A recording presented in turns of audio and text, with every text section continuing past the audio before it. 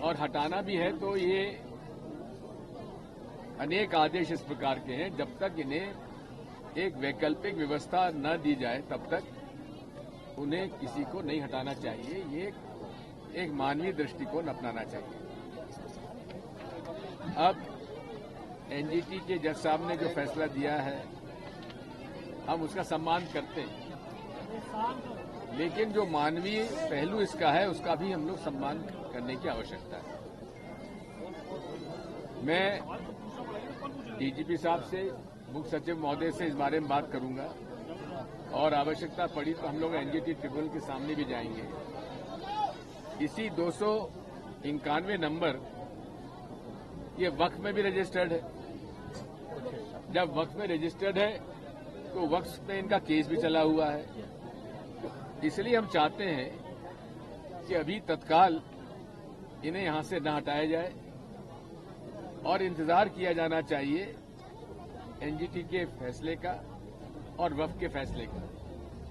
साथ में इन्हें वैकल्पिक स्थान बताना चाहिए और पर्याप्त मात्रा में इनको मुआवजा मिलना चाहिए, तब इनको हटने के लिए हम लोग निवेदन कर सकते हैं। तो सर 19 तारीख से पेपर चल रहे हैं बच्चों को और कई 2 दिन से बिजली पानी अब ये इनको सन 84 में पट्टे भी हो गए थे, बिजली कनेक्शन भी मिल गया था, नल कनेक्शन भी मिल गया था, प्रॉपर्टी टैक्स भी दिया जा रहा था। अब इनका 2 दिन से बिजली काट दी, नल काट दिया। ये तो बड़ा एक गलत है। मैं इस बारे में सरकार से अनुरोध करता हूं कि इसमें थोड़ा सा मानवीय दृष्टिकोण अपनाएं और बच्चों के भविष्य का सवाल है सर। 10 को पेपर इनमें पूरे तरीके से हमें मानवीय दृष्टिकोण से इस पूरी समस्या को देखना चाहिए, क्योंकि अब इम्तिहान आ रहे हैं, बच्चे 10वीं और 12वीं की परीक्षा हो रही है। ऐसे वक्त में पूरे परिवार को इधर उधर करना मैं समझता हूं कि ये अन्यायपूर्ण है। इस बारे में हम लोग इन गरीब मजदूरों के साथ खड़े हुए हैं। सर कमलनाथ जी का जाने का चल रहा है बीजेपी में और आज शाम को दिल्ली में है सर, और दिल्ली में है। मैं उसके बारे में बात करूंगा आपसे, लेकिन एक शर्त पे करूंगा कि मेरा ये आप रिकॉर्डिंग अपने पूरे चैनल पे दिखाएंगे। लाइव चल रही है सर, लाइव चल रही है तो ठीक है। इसलिए हम सरकार से मांग करते हैं कि इसके बारे में सहानुभूतिपूर्वक मानवीय दृष्टिकोण अपनाया जाना चाहिए। इसमें 2 चीज मेरे ये कहना था कि ये जो तालाब जिसकी बात हो रही है ये आर्टिफिशियल है। ये पानी बाद में आया है, इसमें ओरिजिनल तालाब के खसरे में नहीं है ये। और दूसरा ये है कि ये जितने गांव हैं आसपास के, चाहे बील खेड़ा हो चाहे सूरज नगर हो, ये सब तालाब के किनारे बसे हुए हैं। जितने बड़े बड़े अधिकारियों की कॉलोनियां बनी हैं जो है वो सब तालाब के किनारे हैं, जिनको परमिशंस मिली हैं। एक कॉलोनी के तो बड़े तालाब के बगल में ही नगर निगम ने परमिशन दी बनाने की अभी।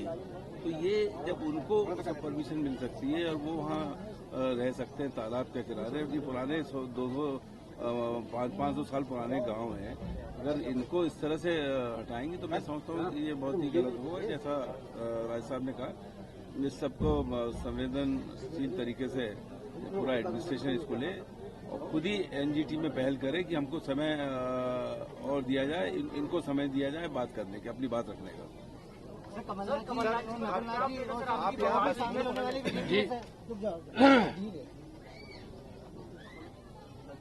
मेरी कमलनाथ जी से चर्चा हुई है, लगातार चर्चा उनसे हो रही है। हमारे कांग्रेस के नेतृत्व की भी उनसे चर्चा हो रही है और कमलनाथ जी जैसा व्यक्ति जिन्होंने की शुरुआत कांग्रेस से की और जिन्हें हम सब इंदिरा जी का तीसरा सुपुत्र मानते थे और उन्होंने हमेशा कांग्रेस का साथ दिया है, कांग्रेस के स्तंभ रहे हैं। कौन सा पद उन्हें नहीं मिला? केंद्र में मंत्रिमंडल, एआईसीसी में महामंत्री, प्रदेश कांग्रेस कमेटी अध्यक्ष, मुख्यमंत्री, सारे पद उनको मिले हैं और मुझे नहीं लगता कि वे पार्टी छोड़ेंगे। सर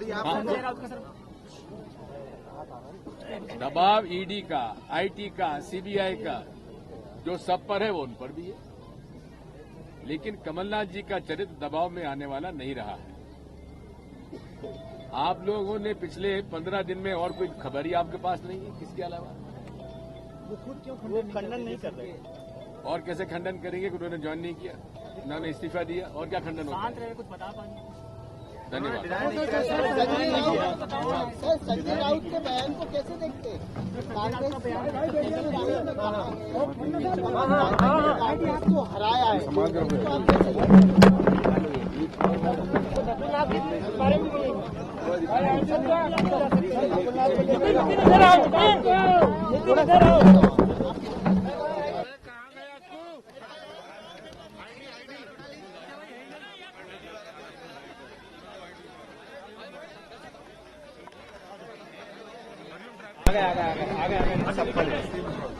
सर नकुलनाथ जी को लेकर भी चल रहा है कि अब नकुलनाथ को भी कर सकते हैं, नकुलनाथ जी को?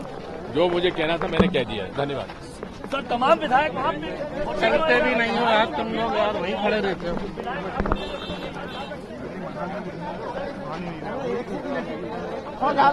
नकुलनाथ के बारे में भी तो नहीं कह सकते सर। आपने साफ तौर पर बता दिया ईडी एक बड़ा हट जाओ यार प्लीज। मुझे मार क्यों रहे? नहीं हट जाओ सर। ईडी बड़ी वजह है।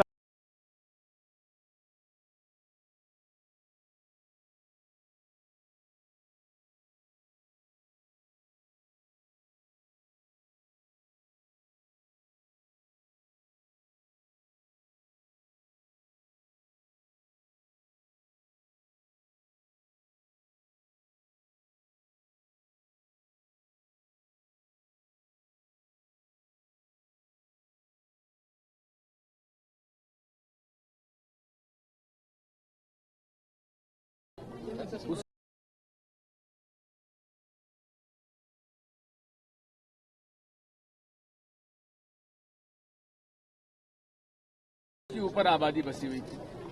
कभी यहाँ पानी भी नहीं आया, डूब में भी कोई जमीन नहीं गई, कभी नहीं आया पानी। और अब चूंकि कलियासोत बन गया है तो भदभदा के जब गेट खुल जाते हैं तो पानी निकल जाता है। इसलिए इस 100 साल की आबादी को क्यों हटाया जा रहा है, ये हमारी शिकायत है। और हटाना भी है तो ये अनेक आदेश इस प्रकार के हैं, जब तक इन्हें एक वैकल्पिक व्यवस्था न दी जाए तब तक उन्हें किसी को नहीं हटाना चाहिए। ये एक मानवीय दृष्टिकोण अपनाना चाहिए। अब एनजीटी के जज साहब ने जो फैसला दिया है हम उसका सम्मान करते हैं, लेकिन जो मानवीय पहलू इसका है उसका भी हम लोग सम्मान करने की आवश्यकता है। मैं डीजीपी साहब से, मुख्य सचिव महोदय से इस बारे में बात करूंगा और आवश्यकता पड़ी तो हम लोग एनजीटी ट्रिब्यूनल के सामने भी जाएंगे। इसी 291 नंबर ये वक्फ में भी रजिस्टर्ड है। जब वक्फ में रजिस्टर्ड है तो वक्फ में इनका केस भी चला हुआ है। इसलिए हम चाहते हैं कि अभी तत्काल इन्हें यहां से न हटाया जाए और इंतजार किया जाना चाहिए एनजीटी के फैसले का और वक्फ के फैसले का। साथ में इन्हें वैकल्पिक स्थान बताना चाहिए और पर्याप्त मात्रा में इनको मुआवजा मिलना चाहिए, तब इनको हटने के लिए हम लोग निवेदन कर सकते हैं। और सर 19 तारीख से पेपर चल रहे हैं बच्चों में। और कई बिजली 2 दिन से बिजली पानी नहीं। अब ये इनको सन 84 में पट्टे भी हो गए थे, बिजली कनेक्शन भी मिल गया था, नल कनेक्शन भी मिल गया था, प्रॉपर्टी टैक्स भी दिया जा रहा था। अब इनका 2 दिन से बिजली काट दी, नल काट दिया। ये तो बड़ा एक गलत है। मैं इस बारे में सरकार से अनुरोध करता हूं कि इसमें थोड़ा सा मानवीय दृष्टिकोण अपनाएं और बच्चों के भविष्य का सवाल है सर। 10 बजे पेपर चल रहे हैं। इनमें पूरे तरीके से हमें मानवीय दृष्टिकोण से इस पूरी समस्या को देखना चाहिए, क्योंकि अब इम्तिहान आ रहे हैं, बच्चे 10वीं और 12वीं की परीक्षा हो रही है। ऐसे वक्त में पूरे परिवार को इधर उधर करना, मैं समझता हूं कि ये अन्यायपूर्ण है।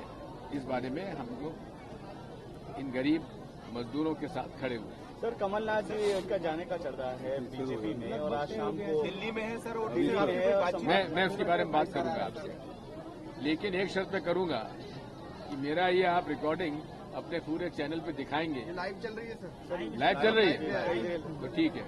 इसलिए हम सरकार से मांग करते हैं कि इसके बारे में सहानुभूतिपूर्वक मानवीय दृष्टिकोण अपनाया जाना चाहिए।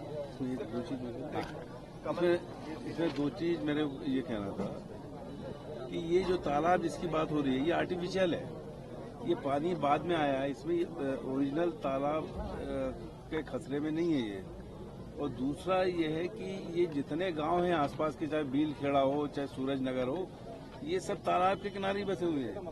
जितने बड़े बड़े अधिकारियों की कॉलोनियां बनी हैं जो है, वो सब तालाब के किनारे हैं जिनको परमिशंस मिली हैं। एक कॉलोनी के तो बड़े तालाब के बगल में ही नगर निगम ने परमिशन दी बनाने की अभी।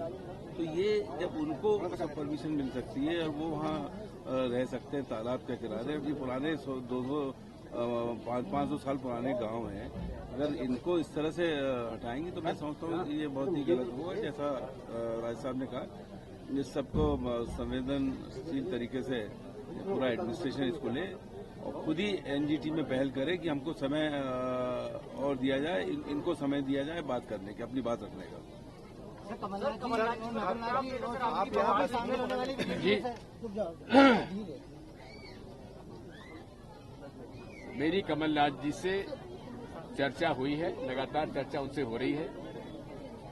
हमारे कांग्रेस के नेतृत्व की भी उनसे चर्चा हो रही है। और कमलनाथ जी जैसा व्यक्ति जिन्होंने की शुरुआत कांग्रेस से की और जिन्हें हम सब इंदिरा जी का तीसरा सुपुत्र मानते थे, और उन्होंने हमेशा कांग्रेस का साथ दिया है, कांग्रेस के स्तंभ रहे हैं। कौन सा पद उन्हें नहीं मिला?